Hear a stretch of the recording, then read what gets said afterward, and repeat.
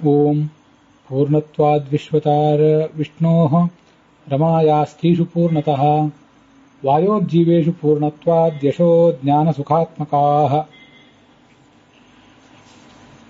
ಶ್ರೀ ಗುರುಭ್ಯೋ ನಮಃ. ಮಹಾಭಾರತದ ಆಶ್ವಮೇಧಿಕ ಪರ್ವದ 90ನೆಯ ಈ ಭಾಗದಲ್ಲಿ ವಾವಿಳ್ಳೆ ರಾಮಸ್ವಾಮಿ ಶಾಸ್ತ್ರಿಗಳ ಪಾಠದಲ್ಲಿ 100ನೇ ಅಧ್ಯಾಯ, ವೈಷ್ಣವ ಪಾಠದಲ್ಲಿ 97, ಟಿ ಆರ್ ಕೃಷ್ಣಾಚಾರ್ಯ ಪಾಠದಲ್ಲಿ 96 ಮತ್ತೆ ಗೀತಾ ಪ್ರೆಸ್ಸಿನ ಪಾಠದಲ್ಲಿ 92ನೇ ಅಧ್ಯಾಯ.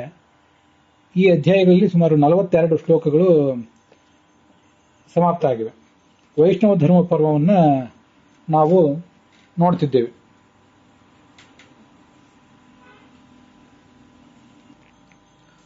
ಇದಮ್ಮೆ ಮಾನುಷಂ ಜನ್ಮ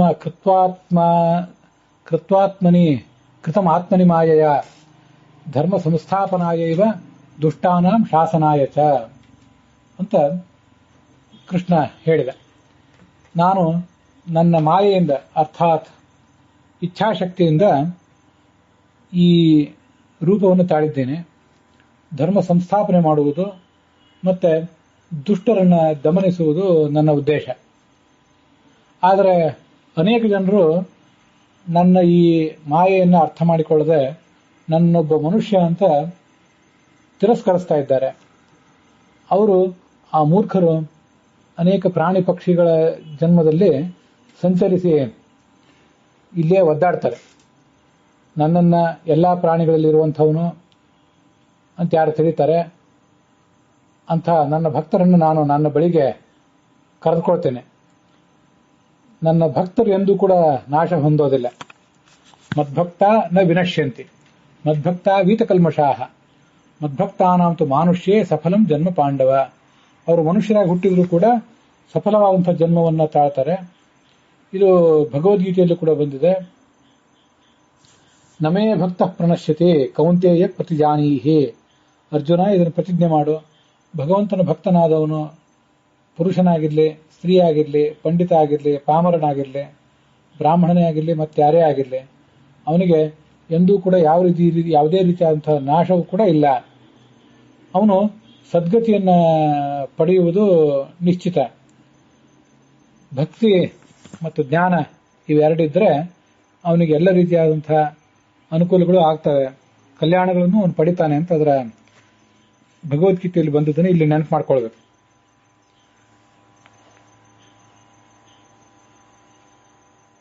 ಅವರು ಯಾವುದೇ ರೀತಿಯಾದಂತಹ ಪಾಪ ಕರ್ಮದಲ್ಲಿ ತೊಡಗಿದ್ರು ಕೂಡ ನನ್ನ ಭಕ್ತರಾದವರು ಮುಂದೆ ಉದ್ಧಾರ ಹೊಂದುತ್ತಾರೆ. ಮುಚ್ಚಂತೆ ಪಾತಕೈಹಿ ಸರ್ವೈಹಿ ಪದ್ಮಪತ್ರ ಮೀಮಾಂಬಸ ಅಪಿಚೇತ್ ಸುದುರಾಚಾರ ಅಂತ ಭಗವದ್ಗೀತಾ ಕೂಡ ಅದನ್ನೇ ಹೇಳಿದೆ. ಅತ್ಯಂತ ದುರಾಚಾರ ಇರುವಂತಹ ವ್ಯಕ್ತಿಯು ಕೂಡ ಸದ್ಗತಿಯನ್ನೇ ಪಡಿತಾನೆ. ಭಜತೆ ಮಾಂ ಅನನ್ಯ ಭಾಗ್. ಅತ್ಯಂತ ಭಕ್ತಿಯಿಂದ ಅವನು ನನ್ನನ್ನ ಸ್ತುತಿಸ್ತಾ ಇದ್ರೆ, ಜನ್ಮಾಂತರದಲ್ಲಿ ಸಾವಿರಾರು ಬಾರಿ ಅನೇಕ ಥರದ ತಪಸ್ಸುಗಳನ್ನು ಮಾಡಿದ್ರೆ ಅಂಥ ತಪಸ್ಸಿನ ಫಲವಾಗಿ ಮನುಷ್ಯರ ಹೃದಯ ಶುದ್ಧ ಆಗ್ತದೆ. ಮತ್ತೆ ಆಗ ಒಂದು ಸ್ವಲ್ಪ ಭಕ್ತಿ ಬರ್ಲಿಕ್ಕೆ ಸಾಧ್ಯ. ಆದ್ದರಿಂದ ಇವತ್ತು ಯಾರಿಗಾದರೂ ನಮ್ಮಂಥವರಿಗೆ ಒಂದು ಅಲ್ಪವಾದರೂ ಭಕ್ತಿ ಬಂದಿದೆ ಅಂತ ಆದರೆ ಅದೆಲ್ಲವೂ ಕೂಡ ಜನ್ಮಾಂತರದಲ್ಲಿ ನಾವು ಮಾಡಿದಂಥ ಸಾಧನೆಯ ಫಲವೇ. ನಮ್ಮಂಥ ಅಲ್ಪರು ಬಹಳ ಏನು ಮಾಡಿಲ್ಲದೆ ಇರಬಹುದು, ಆದರೂ ಕೂಡ ಎಷ್ಟು ಅಲ್ಪವೇ ಬಂದಿದ್ರು ಆ ಅಲ್ಪವೂ ಕೂಡ ಜನ್ಮಾಂತರದಲ್ಲಿ ಮಾಡಿದ್ದದ್ರ ಫಲವೇ. ಬಹಳ ಈಗ ನಮಗೆ ಸಿಕ್ಕಿದ್ರೆ ಅದು ಬಹಳ ತಪಸ್ಸಿನ ಫಲ, ಅಲ್ಪವಿದ್ರೆ ಅಲ್ಪವಾದ ತಪಸ್ಸಿನ ಫಲ. ಅಂತೂ ಹಿಂದಿನ ಸಾಧನೆ ಇಲ್ಲದೆ ಈಗ ಏನೂ ಕೂಡ ದೊರೆಯುವುದಿಲ್ಲ ಅಂತ ಅನ್ನೋದನ್ನ ತಿಳ್ಕೊಳ್ಬೇಕು. ನನ್ನ ರೂಪವನ್ನ ನನ್ನ ಭಕ್ತರು ನೋಡುವಂತೆ ಯಾವತ್ತೂ ಕೂಡ ದೇವತೆಗಳು ನೋಡಲಾರರು ಅಂತ ಹೇಳ್ತಿದ್ದಾನೆ ಇಲ್ಲಿ. ಯಚ್ಚ ರೂಪಂ ಪರಂ ಗುಹ್ಯಂ ಕೂಟಸ್ಥಮಚಲಂ ಧ್ರುವಂ ನ ದೃಶ್ಯತೆ ತಥಾ ದೇವೈಹಿ ಮದ್ಭಕ್ತೈಹಿ ದೃಶ್ಯತೆ ಯಥಾ. ಭಕ್ತರಿಗೆ ಕಂಡಂತೆ ದೇವತೆಗಳಿಗೂ ಕಾಣಿಸೋದಿಲ್ಲ ಅಂದ್ರೆ ಏನರ್ಥ? ಹಾಗಾದ್ರೆ ನಮ್ಮಂತಹ ಭಕ್ತರಿಗೆ ಯಾವಾಗಾದರೂ ದೈವ ಸಾಕ್ಷಾತ್ಕಾರ ಆದಾಗ ಅದರಿಂದ ಏನು ನಮಗೊಂದು ಸದ್ಗತಿ ಸಿಕ್ತು, ನಮಗೊಂದು ದರ್ಶನ ಸಿಕ್ಕಿರ್ತದೆ. ಅಂಥ ದರ್ಶನ ಮತ್ತೆ ಯಾರಿಗೂ ಸಿಗುವುದಿಲ್ಲ ಈ ಜಗತ್ತಿನಲ್ಲಿ ಅಂತ ಅರ್ಥವೋ? ಅದು ತುಂಬಾ ವಿಚಿತ್ರವಾಗಿ ಕಾಣಿಸ್ತದೆ ನಮಗೆ. ಆದರೆ ಆ ಎಲ್ಲ ಮಾತುಗಳಿಗೆ ನಾವು ನಮ್ಮದೇ ಅದಕ್ಕೆ ಬೇರೆ ಅರ್ಥವನ್ನು ಹೇಳಬೇಕು. ಅದು ಹೇಗೆ ಬೇರೆ ಅರ್ಥ ಅಂದ್ರೆ, ಈ ಅಲ್ಲಿ ಭಕ್ತರು ಅಂದ್ರೆ ಶ್ರೇಷ್ಠರಾದಂಥ ಚತುರ್ಮುಖ ಬ್ರಹ್ಮ, ಪ್ರಾಣ ಮೊದಲಾದಂತಹ ಭಕ್ತರೇನಿದ್ದಾರೆ, ಆ ಭಕ್ತರಿಗೆ ಭಗವಂತ ಯಾವ ರೀತಿಯಾಗಿ ದರ್ಶನ ಕೊಡ್ತಾನೆ, ಅಂಥ ದರ್ಶನವನ್ನ ಮತ್ತಾರೂ ಕೂಡ ಮಾಡಿಕೊಳ್ಳುವುದು ಸಾಧ್ಯ ಇಲ್ಲ ಅಂತ ಅಭಿಪ್ರಾಯ. ಉತ್ತಮರಿಗೆ ಸಿಕ್ಕಿದ್ದು ಅಧಮರಿಗೆ ಸಿಗೋದಿಲ್ಲ ಅಂತ ತಾತ್ಪರ್ಯವೇ ಹೊರತು, ದೇವತೆಗಳಿಗಿಂತಲೂ ಈ ಸಾಮಾನ್ಯ ಮನುಷ್ಯರಾದಂತಹ ಜೀವರು ಇವರು ಶ್ರೇಷ್ಠರು ಅಂತದರ ಅಭಿಪ್ರಾಯ ಅಲ್ಲ.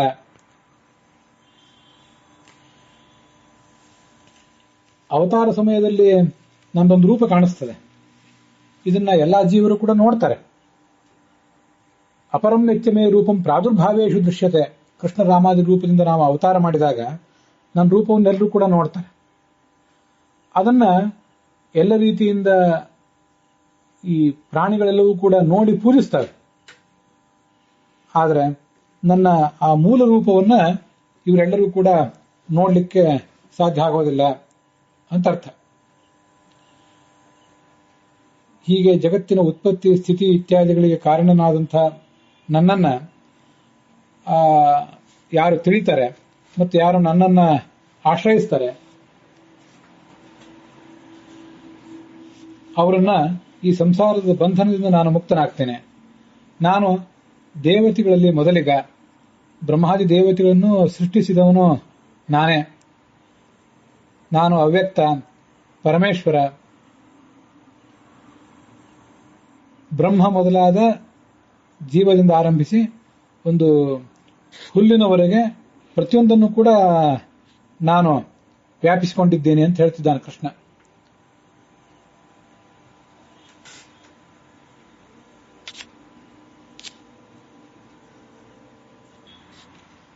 ಬ್ರಹ್ಮಾದಿ ಸ್ತಂಭ ಸಂಹಿತ ಅಂತ ಕೃಷ್ಣ ಹೇಳುವ ಮಾತು. ಚತುರ್ಮುಖ ಬ್ರಹ್ಮನಿಂದ ಒಂದು ಹಿಡಿದು ಒಂದು ಹುಲ್ಲು ಕಡ್ಡಿಯವರೆಗೆ ಅಥವಾ ಯಾವುದೋ ಒಂದು ಕಂಬದವರೆಗೆ, ಜಡ ವಸ್ತುವಿನವರೆಗೆ ಎಲ್ಲ ಕಡೆ ನಾನಿದ್ದೇನೆ. ನಾನು ವಿಶ್ವರೂಪವನ್ನು ತಾಳಿದಾಗ ಆ ವಿಶ್ವರೂಪದಲ್ಲಿ ಸ್ವರ್ಗವೇ ನನ್ನ ತಲೆಯಾಗಿರ್ತದೆ, ಸ್ವರ್ಗಲೋಕಕ್ಕೆ ನನ್ನ ತಲೆ ಆಶ್ರಯ ಆಗಿರ್ತದೆ, ಸೂರ್ಯಚಂದ್ರರಿಗೆ ನನ್ನ ಕಣ್ಣು ಆಶ್ರಯ ಆಗಿರ್ತದೆ, ಗೋವು, ಅಗ್ನಿ, ಬ್ರಾಹ್ಮಣ ಇವರೆಲ್ಲರಿಗೂ ಕೂಡ ನನ್ನ ಮುಖ ಆಶ್ರಯ ಆಗಿರ್ತದೆ, ವಾಯು ನನ್ನ ಶ್ವಾಸವನ್ನು ಅವಲಂಬಿಸಿರ್ತದೆ, 8 ದಿಕ್ಕುಗಳು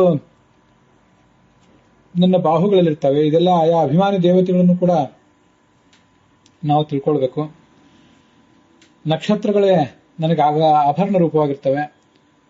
ಆಕಾಶವೇ ನನ್ನ ವಕ್ಷಸ್ಥಳದಲ್ಲಿ ಇರ್ತದೆ. ಮತ್ತೆ ನನ್ನ ಹೊಟ್ಟೆ ಈ ಮೇಘ ಮತ್ತು ವಾಯುಗಳ ಸಂಚಾರಕ್ಕೆ ಕಾರಣವಾದಂಥ ಆಕಾಶವನ್ನ ತನ್ನಲ್ಲಿ ಹಿಡಿದಿಟ್ಕೊಂಡಿದೆ. ಸಪ್ತದ್ವೀಪಗಳಿಂದ ಕೂಡಿರುವಂತಹ ಈ ಭೂಮಿ ಏನಿದೆ ಅದು ನನ್ನ ಪಾದಗಳಲ್ಲಿ ಆಶ್ರಿತ ಆಗಿದೆ. ಆಕಾಶದಲ್ಲಿ ಶಬ್ದ ಅನ್ನುವಂಥ ಒಂದು ಗುಣ, ವಾಯುವಿನಲ್ಲಿ ಶಬ್ದ ಸ್ಪರ್ಶ ಎಂಬ 2 ಗುಣಗಳು, ಅಗ್ನಿಯಲ್ಲಿ ರೂಪವು ಸೇರಿ ಮತ್ತೆ 3 ಗುಣಗಳಿವೆ, ನೀರಿನಲ್ಲಿ 4 ಗುಣಗಳಿವೆ ಗಂಧವೊಂದನ್ನು ಬಿಟ್ರೆ, ಪೃಥ್ವಿಯಲ್ಲಿ 5 ಗುಣಗಳು ಇವೆ. ಇವೆಲ್ಲ ಗುಣಗಳನ್ನು ಧರಿಸಿದವನೇ ನಾನೇ ಅಲ್ಲಿ ಒಳಗಿದ್ದೇನೆ. ನಾನು 1000 ಶಿರಸ್ಸುಗಳ ಪುರುಷ, ಸಾವಿರಾರು ಹೊಟ್ಟೆಗಳು, ಅನಂತ ತೊಡೆಗಳು, ಅನಂತ ಕಾಲುಗಳು ನನಗಿವೆ. ಭೂಮಿಯನ್ನ ಎಲ್ಲಾ ಕಡೆ ಧರಿಸಿದ್ದೇನೆ. ನಾನು 10 ಅಂಗುಲ ಮೇಲಿದ್ದೇನೆ ಅಂತ ಹೇಳ್ತಿದ್ದಾನೆ. ಧೃತ್ವಾ ಉರ್ವೀಂ ಸರ್ವತಃ ಸಮ್ಯಕ್ ಅತಿಷ್ಠದ್ ದಶಾಂಗುಲಂ. ಪುರುಷ ಸೂಕ್ತದಲ್ಲಿ ಅತ್ಯತಿಷ್ಠದ್ ದಶಾಂಗುಲಂ ಅಂತ ಬರ್ತದೆ. ಅದರದೇ ಇಲ್ಲಿ ಈ ಮಹಾಭಾರತದಲ್ಲಿ ಅನುವಾದ ಮಾಡಿದ್ದಾರೆ ಅಂತ ತಿಳ್ಕೊಳ್ಬೇಕು.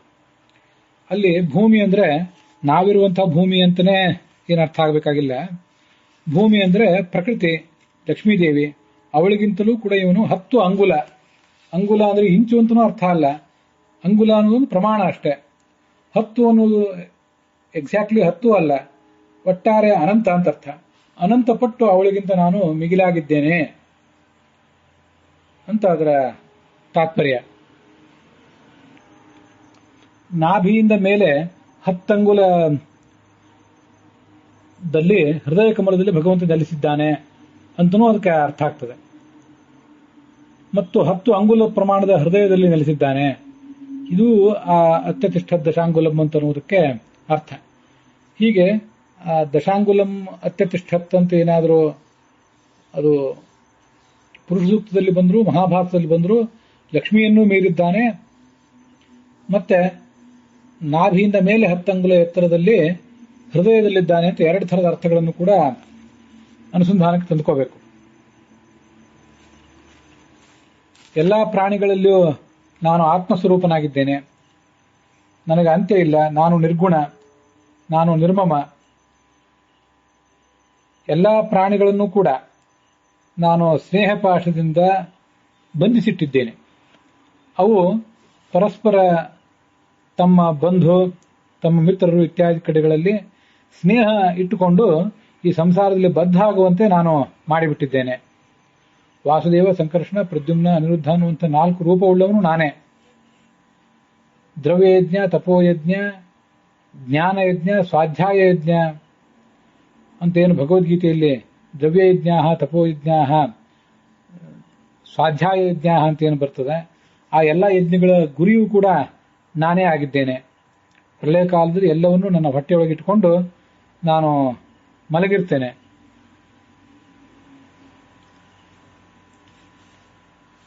ಹೆಚ್ಚು ಹೇಳೇನು ಉಪಯೋಗ? ಯದ್ಭೂತಂ ಯತ್ ಭವಿಷ್ಯಚ್ಚ ತತ್ಸರ್ವ ಮಹಮೇವತು. ಹಿಂದೆ ಆಗಿದ್ದು, ಇದು ಮುಂದೆ ಆಗಬೇಕಾಗಿರುವಂಥದ್ದು, ಈಗ ಆಗಿರುವಂಥದ್ದು, ಇದೆಲ್ಲವೂ ಕೂಡ ನಾನೇ ಆಗಿದ್ದೇನೆ. ಆದರೆ ದೈವೀಶೇಷ ಗುಣಮಯಿ ಮಮ ಮಾಯಾ ದುರತ್ಯಯ ಅಂತ ಭಗವದ್ಗೀತೆಯಲ್ಲೂ ಅದು ಬಂದಿದೆ.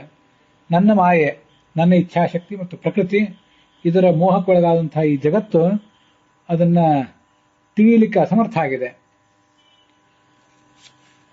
ಮುಂದೆ ಅದರ ಮುಂದಿನ ಅಧ್ಯಾಯ ಕೃಷ್ಣ ಹೇಳಲಿಕ್ಕೆ ತೊಡಗಿದ. ಮನುಷ್ಯ ಶುಚಿರ್ಭೂತನಾಗಿ ಏಕಾಗ್ರಚಿತ್ತನಾಗಿ ಎಲ್ಲಾ ಥರದ ಧರ್ಮಗಳನ್ನು ಒಳಗೊಂಡಂತಹ ಈ ಆಖ್ಯಾನವನ್ನು ಕೇಳಬೇಕು. ಈ ಧರ್ಮದ ಶ್ರವಣದ ಫಲವಾಗಿ ಅವನು ಹಿಂದೆ ಮಾಡಿಟ್ಟಂತಹ ಎಲ್ಲ ಥರದ ಪಾಪಗಳನ್ನು ಕೂಡ ಕಳ್ಕೋತಾನೆ. ಯಕ್ಷರು, ಗ್ರಹಗಳು, ಗುಹ್ಯಕರು ಇವರೆಲ್ಲರೂ ಕೂಡ ಅಲ್ಲಿ ಏನು ಕೇಳ್ತಾ ಇದ್ರಲ್ಲ ಕೃಷ್ಣ ಹೇಳುವಾಗ, ಕೆಲವರು ಅಲ್ಲೇ ಕುಳಿತು ಕೇಳ್ತಾ ಇದ್ರು, ಕೆಲವರು ಎಲ್ಲಿಯೋ ತಾವಿದ್ದಲ್ಲಿಂದಲೇ ಕೇಳ್ತಾ ಇದ್ರು. ಅವರೆಲ್ಲ ಆ ಭಗವಂತ ಹೇಳಿದಂಥ ಧರ್ಮದ ರಹಸ್ಯವನ್ನ ಮನಸ್ಸಿನಲ್ಲಿ ಚಿಂತಿಸ್ಲಿಕ್ಕೆ ತೊಡಗಿದ್ರಂತೆ. ಮತ್ತೆ ಆ ಕೃಷ್ಣನಿಗೆ ತಲೆಬಾಗಿ ನಮಸ್ಕರಿಸಿದರು. ಅವರೆಲ್ಲ ತಮ್ಮ ಸಾಧನೆ ಫಲವಾಗಿ ಪಾಪವನ್ನು ಕಳ್ಕೊಂಡಂಥವರೇ. ಆದರೂ ಈಗ ಕೃಷ್ಣನಿಗೆ ಆ ಭಕ್ತಿಪೂರ್ವಕವಾಗಿ ನಮಸ್ಕಾರ ಮಾಡಿದ್ದರ ಫಲವಾಗಿ ಅವರು ಎಲ್ಲ ಥರದ ಪಾಪಗಳನ್ನು ಕೂಡ ಕಳ್ಕೊಂಡ್ರು. ವಿಮುಕ್ತ ಪಾಪಾನ್ ಆಲೋಕ್ಯ ಪ್ರಣಮ್ಯ ಶಿರಸಾ ಹರಿಂ ಪಪೃಚ್ಛ ಕೇಶವಂ ಧರ್ಮಾನ್ ಧರ್ಮಪುತ್ರ ಪ್ರತಾಪವಾನ್. ಬ್ರಾಹ್ಮಣ, ಕ್ಷತ್ರಿಯ, ವೈಶ್ಯ, ಶೂದ್ರರಿಗೆ ಪ್ರತ್ಯೇಕವಾದಂತಹ ಮಾರ್ಗಗಳು ಏನಿವೆ ಅದನ್ನು ಸ್ವಲ್ಪ ವಿವರಿಸಿ ಹೇಳು ಅಂತ ಕೇಳ್ತಾ ಇದ್ದಾನೆ. ಅದಕ್ಕೆ ಕೃಷ್ಣ ಹೇಳಿದ, ಅವರು ಬ್ರಾಹ್ಮಣರಾದವರು ತಮ್ಮ ತಮ್ಮ ಧರ್ಮಗಳನ್ನು ಆಚರಿಸಿಕೊಂಡಿದ್ರೆ ಅವರಿಗೆ ಯಾವ ದುರ್ಲಭವಾದ ಸಂಗತಿ ಯಾವುದೂ ಇಲ್ಲ. ಶಿಖಾ ಯಜ್ಞೋಪವೀತಿ ಸ್ಯಾತ್ ಸಂಧ್ಯಾಯಾಂ ಯೇ ಸಂಧ್ಯಾಂ ಯೇ ಚ ಪಿಪಾಸತೆ. ಶಿಖಾ ಯಜ್ಞೋಪವೀತಗಳನ್ನು ಇಟ್ಕೊಂಡು ಸಂಧ್ಯೋಪಾಸನೆ ಮಾಡಿ ಆಹುತಿಯನ್ನು ಕೊಟ್ಟು ವೈಶ್ವದೇವ ಇತ್ಯಾದಿಗಳು, ಬಲಿಹರಣ ಇತ್ಯಾದಿಗಳನ್ನು ಮಾಡುವಂಥವ್ರು, ಸ್ವಾಧ್ಯಾಯದಲ್ಲಿ ನಿರತರಾದವರು, ಜಪಯಜ್ಞ ಮಾಡುವಂಥವ್ರು, ಪ್ರಾತಃ ಕಾಲ ಮತ್ತು ಸಾಯಂಕಾಲದಲ್ಲಿ ಹೋಮ ಮಾಡಿದ ನಂತರವೇ ಭೋಜನ ಮಾಡುವವರು, ಅರ್ಥಾತ್ ಉಪಾಸನ ಅಗ್ನಿಹೋತ್ರಾದಿಗಳನ್ನು ಮಾಡುವಂಥವ್ರು, ಅಸಂಸ್ಕೃತರ ಅನ್ನವನ್ನು ತಿನ್ನದೇ ಇರುವಂಥವ್ರು, ವ್ಯರ್ಥವಾದ ಮಾತುಗಳು, ಡಂಬಾಚಾರ ಇತ್ಯಾದಿಗಳಿಂದ ದೂರ ಇರುವಂಥವ್ರು, ಕೇವಲ ಪತ್ನಿಯಲ್ಲಿ ತಮ್ಮ ಪತ್ನಿಯಲ್ಲಿ ಆಸಕ್ತರಾದವರು, ಪಂಚಮಹಾಯಜ್ಞಗಳನ್ನು ಮಾಡುವಂಥವರು. ಇವರು ಏನು ಪಾಪಗಳನ್ನು ಮಾಡಿದರೆ ಆ ಪಾಪಗಳನ್ನು ಅವರು ಉಪಾಸನೆ ಮಾಡುವಂಥ 3 ಅಗ್ನಿಗಳಿವೆ ಅಲ್ಲ, ದಕ್ಷಿಣಾಗ್ನಿ, ಆಹವನೀಯಾಗ್ನಿ ಮತ್ತು ಗಾರ್ಹಪತ್ಯಾಗ್ನಿ ಅಂತ. ಈ ಅಗ್ನಿಗಳೇ ಆ ಎಲ್ಲ ಪಾಪವನ್ನು ನಾಶಪಡಿಸಿ ಬಿಡ್ತವೆ. ಅಂಥ ಶಕ್ತಿ ಆ ಅಗ್ನಿಗಳಿಗೇ ಇದೆ. ಆದ್ದರಿಂದ ಅಗ್ನಿಯಲ್ಲಿ ಅಂತರ್ಗತನಾದಂಥ ಭಗವಂತನ ಉಪಾಸನೆ ಅದು ಅಂತ ಅರ್ಥ. ಸಂಹರ್ತ ಸರ್ವದೋಷಾಣಾಂ ಅಗ್ನಿಸ್ಥಃ ಸರ್ವದಾಹಕಃ ಅಂತ ಹಿಂದೆ ನಾವು ಪರಶುರಾಮನ ಬಗ್ಗೆ ನೋಡಿದ್ದೇವೆ. ತಸ್ಯಾಹ ಅಗ್ನಿರೇವ ಮುಖಂ ಅಂತ ಬೃಹದಾರಣ್ಯಕ ಉಪನಿಷತ್ ಹೇಳ್ತದೆ. ಅಗ್ನ್ಯಂತರ್ಗತನಾದಂಥ ಪರಶುರಾಮ ಎಲ್ಲ ರೀತಿಯಾದ ದೋಷಗಳನ್ನು ನಾಶ ಮಾಡ್ತಾನೆ ಅಂತ ಅದರ ಅರ್ಥ. ಕ್ಷತ್ರಿಯ ಏನು ಮಾಡಬೇಕು?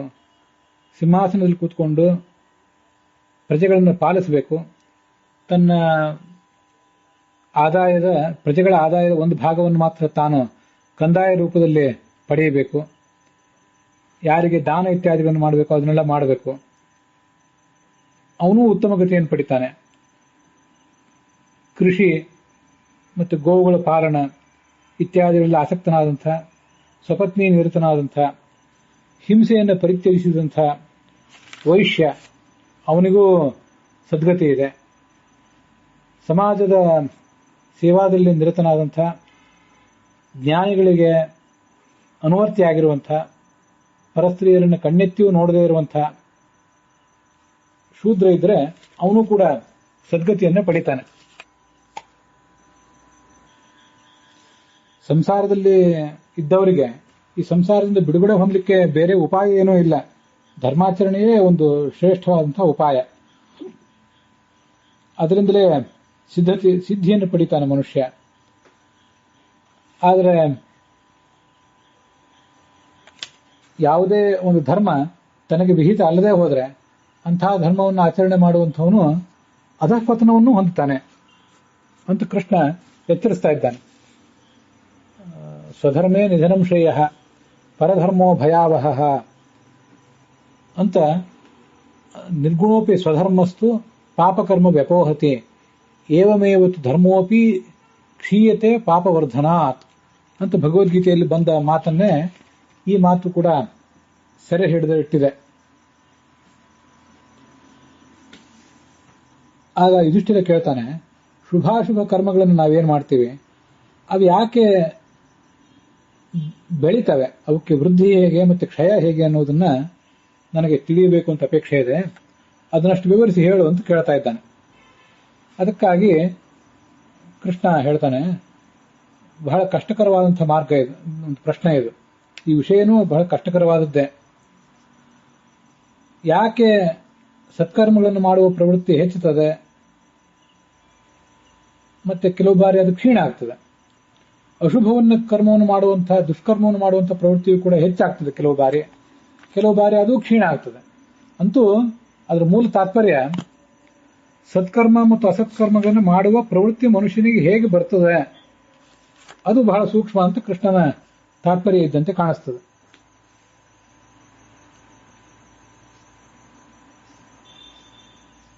ನಮ್ಮ ಎದುರಿಗೆ ಬಿಸಿ ನೀರಿದ್ದಾಗ ಆ ಬಿಸಿ ನೀರು ಬಹಳ ಪ್ರಮಾಣದಲ್ಲಿ ಬಿಸಿ ನೀರಿದೆ, ಅದಕ್ಕೆ ಒಂದು ಹನಿ ತಣ್ಣೀರನ್ನು ಹಾಕಿದ್ರೂ ಕೂಡ ಆ ತಣ್ಣೀರು ಬಿಸಿ ನೀರು ತಾನೂ ಕೂಡ ಬಿಸಿಯಾಗಿ ಬಿಡ್ತದೆ. ಅದರಂತೆ ಮನುಷ್ಯ ಏನು ಸತ್ಕರ್ಮಗಳನ್ನು ಮಾಡ್ತಾ ಇರ್ತಾನೆ, ಬಹಳ ಸತ್ಕರ್ಮವನ್ನು ಮಾಡಿದವನು ಒಂದು ಬಾರಿ ಸ್ವಲ್ಪ ಏನಾದರೂ ಪಾಪ ಮಾಡಿದ್ರು ಅದು ಆ ಸುಕೃತದೊಡನೆ ಬೆರೆತು ತನ್ನ ಪ್ರಭಾವವನ್ನು ಕಳ್ಕೋತದೆ. ಆ ದುಷ್ಕರ್ಮ ಅದು ಮಾಡಿದಂಥವನಿಗೆ ಯಾವುದೇ ರೀತಿಯಾದ ಪ್ರಭಾವವನ್ನು ಬೀರೋದಿಲ್ಲ. ಹಾಗೆ ಹೆಚ್ಚು ಪಾಪ ಮಾಡಿದವನು ಅವನಿಗೇನಾಗ್ತದೆ ಅದನ್ನು ಹೇಳ್ತಾರೆ. ಒಂದು ಒಳ್ಳೆ ಕಾರ್ಯ ಮಾಡಿದ್ರೆ, ಪಾಪಕರ್ಮವನ್ನೇ ಹೆಚ್ಚು ಮಾಡಿದ್ದಾನೆ, ಒಂದೇ ಒಳ್ಳೆ ಕರ್ಮ ಮಾಡಿಬಿಟ್ರೆ ಅದರಿಂದಲೂ ಅದು ಆ ಒಳ್ಳೆ ಕಾರ್ಯವೂ ಕೂಡ ವ್ಯರ್ಥವೇ ಆಗಿ ಹೋಗ್ತದೆ. ಸುಕೃತ ದುಷ್ಕೃತ ಎರಡೂ ಸಮಾನವಾಗಿದ್ರೆ ಅದನ್ನ ಸಾಧಕನಾದವನು ಇನ್ನೊಬ್ಬರ ಎದುರಿಗೆ ಹೇಳಿಕೊಂಡ್ರೆ ಆಗ ಅದು ಕ್ಷೀಣಿಸ್ತದೆ.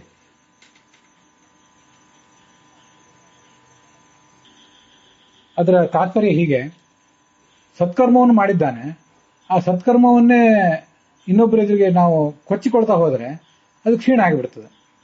ಆದರೆ ದುಷ್ಕರ್ಮವನ್ನು ಇನ್ನೊಬ್ಬರ ಎದುರಿಗೆ ನಾವು ಹೇಳಿಬಿಟ್ರೆ ಆ ದುಷ್ಕರ್ಮದ ಪ್ರಭಾವ ಕಡಿಮೆ ಆಗ್ತದೆ. ದುಷ್ಕರ್ಮ ಮಾಡಿಯೂ ಕೂಡ ನಾವು ಸಜ್ಜನರಂತೆ ಸೋಗ ಹಾಕಬಾರ್ದು. ದುಷ್ಕರ್ಮ ಮಾಡಿದ ಮೇಲೆ ಅದನ್ನ ಒಪ್ಪಿಕೊಳ್ಬೇಕು ಸಜ್ಜನರ ಎದುರಿಗೆ, ಜ್ಞಾನಿಗಳ ಎದುರಿಗೆ ಅಂತ ಅದರ ಅಭಿಪ್ರಾಯ ಆಗ್ತದೆ. ಹಾಗೆ ಅದನ್ನು ಗುಪ್ತವಾಗಿ ಇಟ್ಕೊಂಡ್ಬಿಟ್ರೆ, ಸತ್ಕರ್ಮವೇ ಆಗಲಿ ದುಷ್ಕರ್ಮವೇ ಆಗಲಿ ಅದನ್ನು ಗುಪ್ತವಾಗಿ ಇಟ್ಕೊಂಡ್ರೆ, ಸತ್ಕರ್ಮವನ್ನು ಗುಪ್ತವಾಗಿ ಇಟ್ಕೊಂಡ್ರೆ ಅದು ಹೆಚ್ಚುತ್ತದೆ, ದುಷ್ಕರ್ಮವನ್ನು ಗುಪ್ತವಾಗಿ ಇಟ್ಕೊಂಡ್ಬಿಟ್ರೆ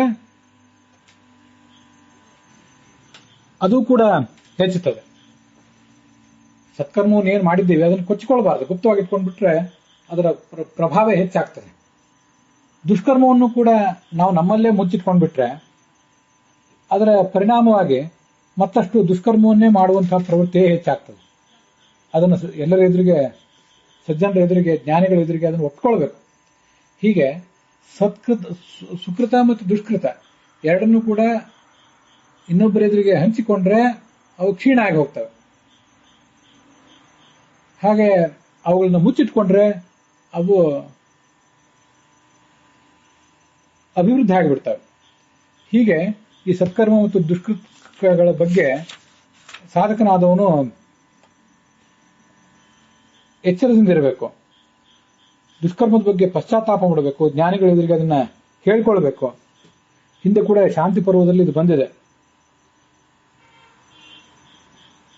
ಪಾಪಕರ್ಮವನ್ನ ಪ್ರಸಿದ್ಧಿಪಡಿಸಬೇಕು, ಇನ್ನೊಬ್ಬರಿಗೆ ಎದುರಿಗೆ ಹೇಳಿ ತಪ್ಪು ಒಪ್ಕೊಳ್ಬೇಕು. ತಸ್ಮಾತ್ ಸರ್ವ ಪ್ರಯತ್ನೇನ ನ ಪಾಪಂ ಗೂಹಯೇದ್ ಬುಧಃ, ಯಾವತ್ತೂ ಪಾಪಕರ್ಮವನ್ನ ಮುಚ್ಚಿಡಬಾರದು. ತಸ್ಮಾತ್ ಏತತ್ ಪ್ರಯತ್ನೇನ ಕೀರ್ತನಂ ಕ್ಷಯಕಾರಣಂ, ತಸ್ಮಾತ್ ಸಂಕೀರ್ತಯೇತ್ ಪಾಪಂ ನಿತ್ಯಂ ಧರ್ಮಂ ಚ ಗೂಹಯೇತ್. ಒಟ್ಟಾರೆ ಅದರ ಒಂದು ಸಾರಾಂಶ ಏನಂದ್ರೆ, ಪಾಪವನ್ನ ಒಪ್ಪಿಕೊಳ್ಬೇಕು. ಜಗತ್ತಿನ ಎದುರಿಗೆಲ್ಲ ಒಪ್ಪಿಕೊಳ್ಬೇಕಾಗಿಲ್ಲದೆ ಇರಬಹುದು. ಯಾರ ಎದುರಿಗೆ ಒಪ್ಕೋಬೇಕು? ಗುರುಗಳು, ಮಾತಾಪಿತೃಗಳು ಇತ್ಯಾದಿಗಳು ಇದ್ದಾರೆ, ದೇವರು ಕನಿಷ್ಠ ಪಕ್ಷ, ಅವನ ಎದುರಿಗಾದ್ರೂ ಇದನ್ನು ಒಪ್ಕೊಳ್ಬೇಕು. ಒಪ್ಪಿಕೊಂಡು ಪ್ರಾಯಶ್ಚಿತ್ತವನ್ನ ಮಾಡ್ಕೊಳ್ಬೇಕು. ಮತ್ತೆ ಪುಣ್ಯವನ್ನ ಯಾವತ್ತೂ ಕೂಡ ಕೊಚ್ಚಿಕೊಳ್ಳಬಾರದು, ಅದನ್ನ ಗುಪ್ತವಾಗಿ ಇಟ್ಕೋಬೇಕು ಅಂತ ಅದರ ಅಭಿಪ್ರಾಯ. ಅಲ್ಲಿಗೆ ಈ ಪಾವಿಲ್ಯ ರಾಮಸ್ವಾಮಿ ಶಾಸ್ತ್ರಿಗಳ ಪಾಠದಲ್ಲಿ 102ನೇ ಅಧ್ಯಾಯ ಮತ್ತೆ ವೈಷ್ಣವ ಪಾಠದಲ್ಲಿ ಇದು 198ನೇ ಅಧ್ಯಾಯ